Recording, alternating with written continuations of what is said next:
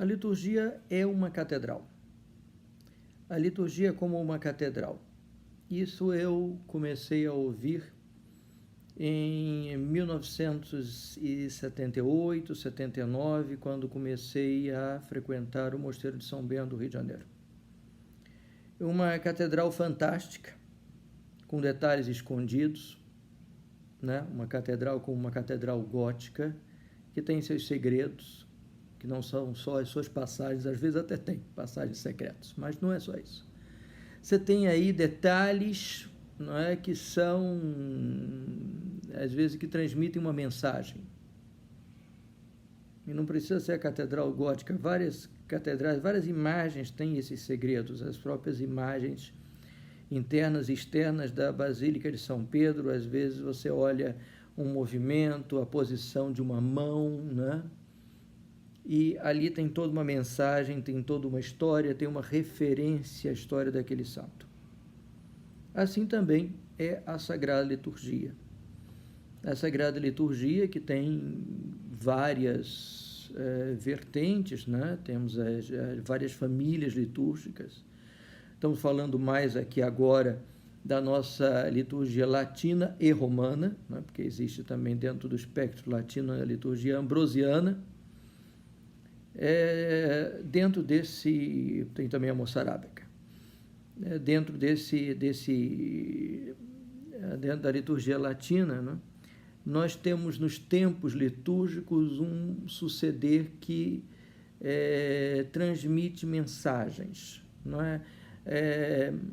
É muito da espiritualidade beneditina olhar para esse aspecto pedagógico da liturgia.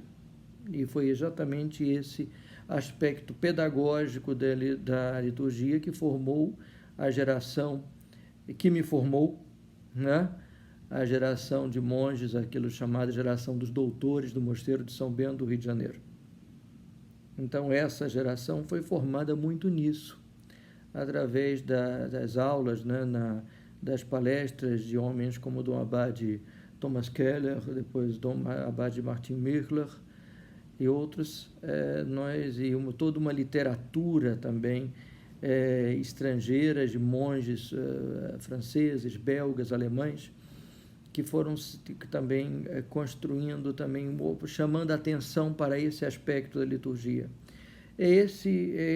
Também foi esse aspecto, inclusive pedagógico da liturgia, que encantou o jovem Joseph Ratzinger, que viveu, não é, da liturgia, viveu apreciando a liturgia, viveu escrevendo sobre liturgia, e até hoje, até mesmo nessa mais recente carta que ele escreve em homenagem ao centenário de São João Paulo II, centenário de nascimento de São João Paulo II, ele fala nesse aspecto.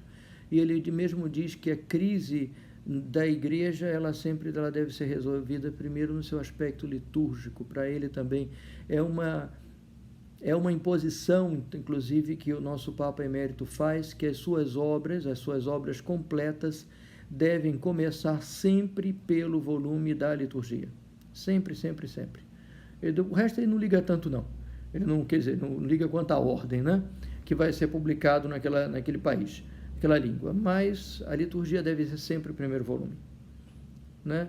A liturgia, ela é cumens et fons.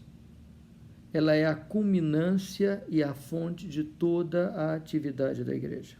E dentro desse quadro nós temos a liturgia do tempo pascal, né? Que já aqui nas homilias, quem olhar aí no canal vai encontrar aí algumas homilias sobre esse tema e que tratam também desse tema, e nós vamos ver aí uma descrição. Primeiro, no tempo pascal, na primeira semana, nós comemoramos o quê? A ressurreição do Senhor. Depois começamos a tratar de vários aspectos que derivam dessa ressurreição e que vão nos acompanhar numa nova fase da história da salvação, numa nova fase da nossa vida cristã, na vida da igreja, que é viver sem a presença visível de nosso Senhor Jesus Cristo, mas vivendo dos sacramentos, vivendo da sua palavra, vivendo do Espírito. Então, dentro desse aspecto, nós temos aí, eu disse, em primeiro lugar, nós tratamos da ressurreição do Senhor, depois vamos tratar da Eucaristia, né, que deriva, a Eucaristia é o corpo de Cristo ressuscitado. Então nós vamos tratar muito da presença real de Cristo, não só da recordação do seu sacrifício, da perpetuação do seu sacrifício, mas da consequência que é a perpetuação da sua presença real, substancial, em corpo, alma e divindade do Senhor na Eucaristia. Por isso lemos todo o Evangelho de São João. Não é? Mas, antes tratamos do batismo, na semana anterior. Tratamos do batismo do Senhor, que nos insere nessa vida de Cristo ressuscitado. Aí todo o discurso de Nicodemos, todo o diálogo com Nicodemos. Bem, depois tratamos o quê? Depois temos o Domingo do Bom Pastor e a sequência também fala do pastoreio, da presença, do sacerdócio e dessa função pastoral que agora se está meio se reinventando, né, pela internet e tudo mais, e que aí depois a gente vai voltar, mas não deve perder essa força, não. Por fim, nós começamos, depois de tratar desse como é que a igreja é, né, agora nós vamos nos direcionando para Pentecostes, para o acabamento da igreja. Acabamento ainda nesta terra, claro. Mas aqui nós vamos, então, Jesus vai preparando a sua despedida. Então, todos os textos da quinta, da sexta semana de Páscoa tratam dessa despedida de Jesus. Jesus vai se despedindo, mas ao mesmo tempo vai dizer: o Espírito Santo virá a vós. Ele diz até assim: é do vosso interesse que eu parta. Nós não acreditamos muito nisso não, mas ele diz isso, que o Espírito Santo virá. Mas vamos tratar disso em outro vídeo. É interessante então isso. Ele vai nos preparando para a sua ascensão. Vai nos preparando, vai se despedindo. Ao mesmo tempo, a igreja na liturgia, estou falando da liturgia latina, romana, vai lendo durante todo esse tempo os Atos Apóstolos.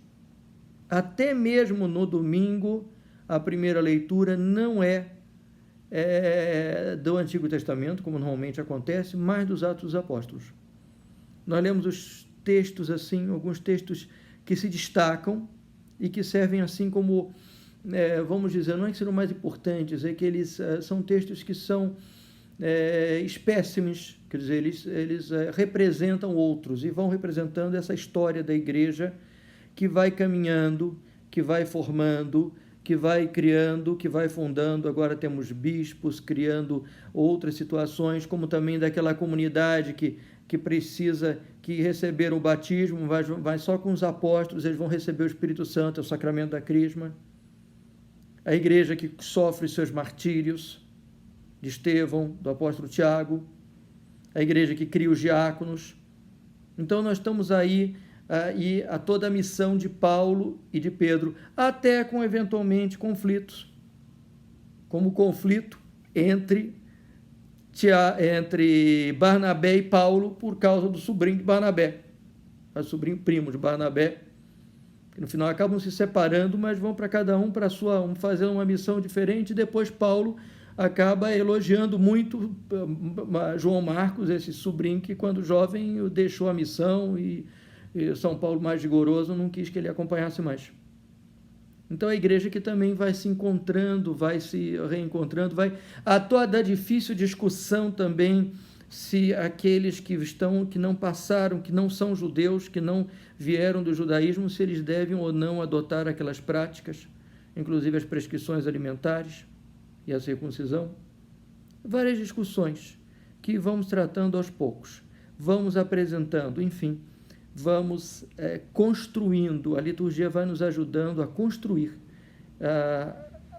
aquilo que será a igreja fundada por Jesus Cristo, mas que o Senhor também nos deixa toda uma margem de coisas a serem decididas. Que em todas as coisas seja Deus glorificado.